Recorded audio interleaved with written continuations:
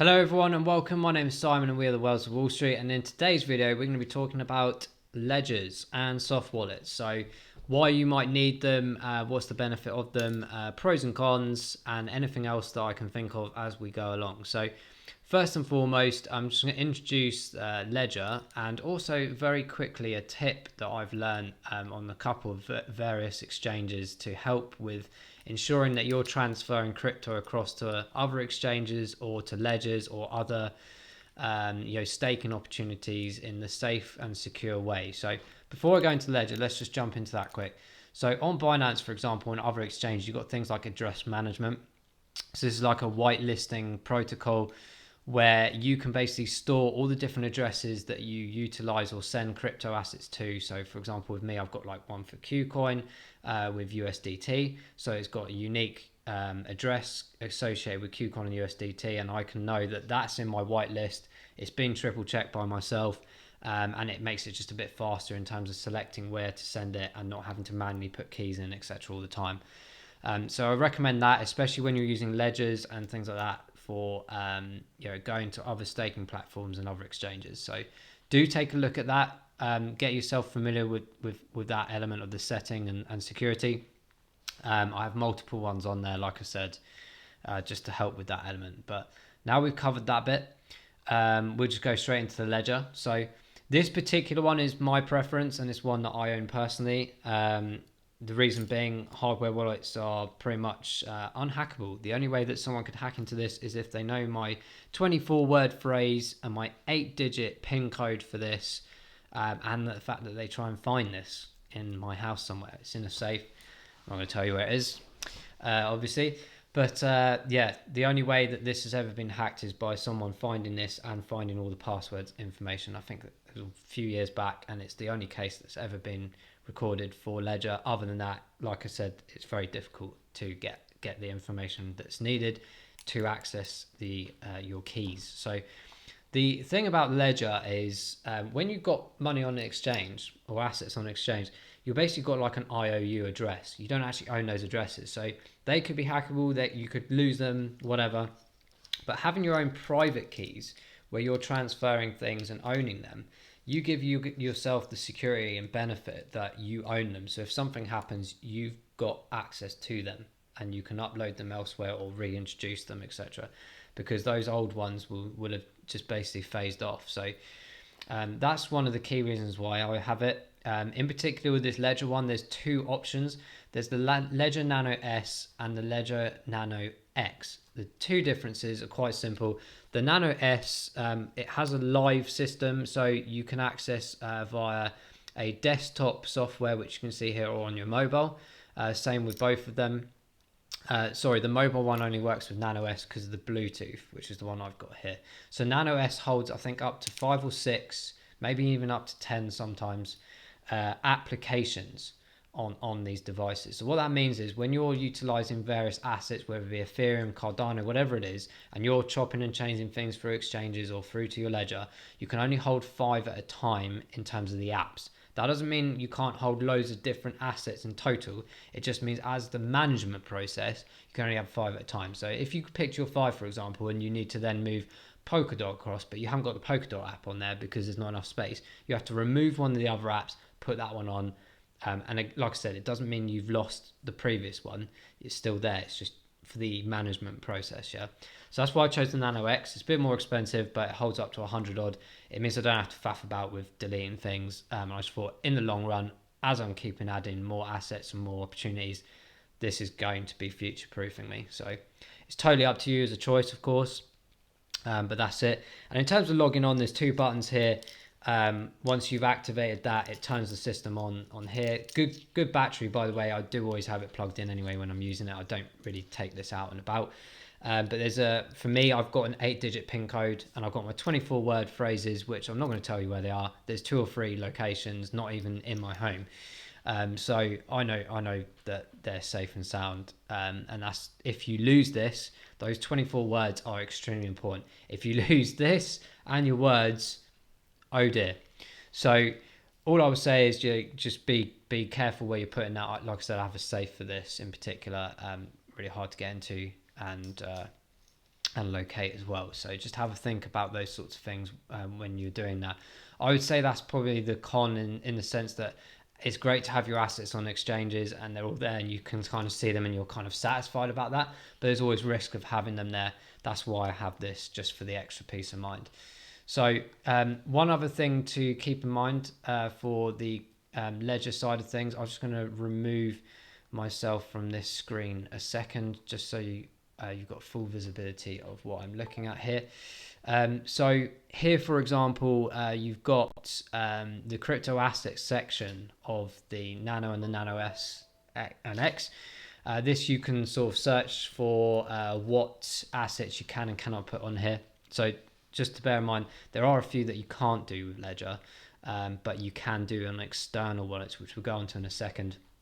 But Polkadot, for example, is supported on Ledger Live. So that's when I was talking about the mobile and the desktop app. So the live system works essentially like almost like an exchange where you can see your balance, you can see your growth or profits or negative. You can see your transactional history and things like that, and all the app management's on there as well. But you can also, through Ledger Live, safely and securely send to different pools, so like the dot pools and things like that, using the Ledger system. Just makes it a bit easier and a bit more secure as well. And also with the Ledger Live, you can buy some assets as well, which is why we've got a nice little green tick next to buy. Unfortunately, you can't swap like you can on some of the other wallets on some of these platforms, but some of the assets you can. You can send and receive, and like I mentioned with the staking areas as well. So you utilize this site to check this element as well. It's really interesting to look at this kind of thing. And yeah, just have a look through that. You can also see which one does which one and doesn't as well. So have a look at that. In terms of buying them, you can buy them directly on this website, but I always use like Amazon, for example, where they tend to sometimes have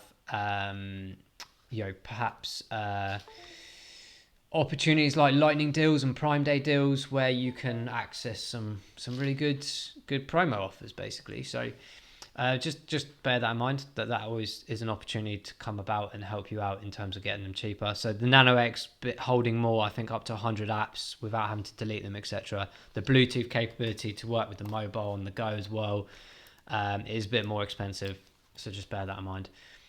So that's kind of about the Ledger really, and to just integrate with other wallets, what I mentioned earlier. So I've got the Yuri wallet up on the screen, for example, here, which is my Cardano wallet.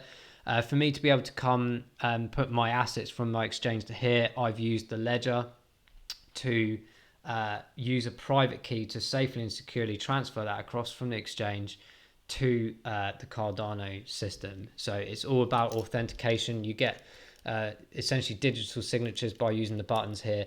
So it'll ask you like, can you confirm the transaction? Does it match up with the transaction addresses, etc.? And you're constantly in control of making that accessible and accurate. So that's one of the key advantages on it. And for me, for example, I use like Cheeky Crypto, so they have a really cool ADA and Harmony One pool that I do recommend. Some really good rewards coming out in terms of interest and stuff like that. So take a look at their channel, it's really cool, and take a look at their videos on how to transfer money from exchanges to their staking pools using ledgers predominantly, as well as other methods too. So I do recommend going to take a look at them. But yeah, it's just showing you the emphasis of why do I need a ledger? Well, one, for securing them, keeping hold of the address private keys myself, so they're not on exchanges, and for me, for staking externally. I don't really use the exchange staking pools because they're obviously using third parties like I am here, but I like to pick and choose. I like to have the confidence in what I'm putting them in and knowing where they're going. So that's why I do that. And most of them are on like Google extensions, which is why you see them up here as in that format, and just extra levels of security basically. So yeah, I do recommend looking at that kind of thing and utilizing the ledger for that. So other wallets that are available, you've got things like the soft wallet. So this, for example, I'm just picking out a Trust one because it's very popular. Binance actually bought this out a year or so ago. They purchased it off them. So that's the Trust wallet. It's based on a similar principle. but kind of it looks kind of like the exchanges actually, but it's just the extra security element that it's all encrypted and you've got addresses and things like that. I just prefer the hardware option personally, but there's options out there for soft wallets. If you don't want to mess about with hardware, absolutely fine as well. Again, pros and cons for all of these things, of course. Trezor hardware wallet is similar to this one. Some assets these do that Ledger don't, and vice versa. So have a look at this one as well. It works very well with like the Exodus wallet exchange. Sorry, if you guys haven't checked that one out, it's a really cool platform. Really beautiful interface. The design's absolutely phenomenal. But yeah, Trezor is another option to take a look at. I think they've got fingerprint biometrics. I can't remember, but yeah, and again, another really popular opportunity out there as well. And yeah, there's just so many. There's so many software wallets and hardware wallets out there coming into play. I think there's a really cool Hex one. I can't remember what it's called, but that's quite expensive though. So yeah, that kind of like wraps it up in a brief aspect. Like I said, I'm not going to do a video on like how to use it, like legitimately, like each bit of detail. Like I said, there's lots of videos out there, and there's a lot of videos out there of staking pools that show you how to utilize that element. I'm just bringing the attention to what is a ledger, why it would benefit you, and why I use them as well. But yeah, in terms of just again quick tips about the whitelisting on exchanges, definitely recommend looking into that. Your 24 word phrases, usually you have to do that with all the other wallets as well.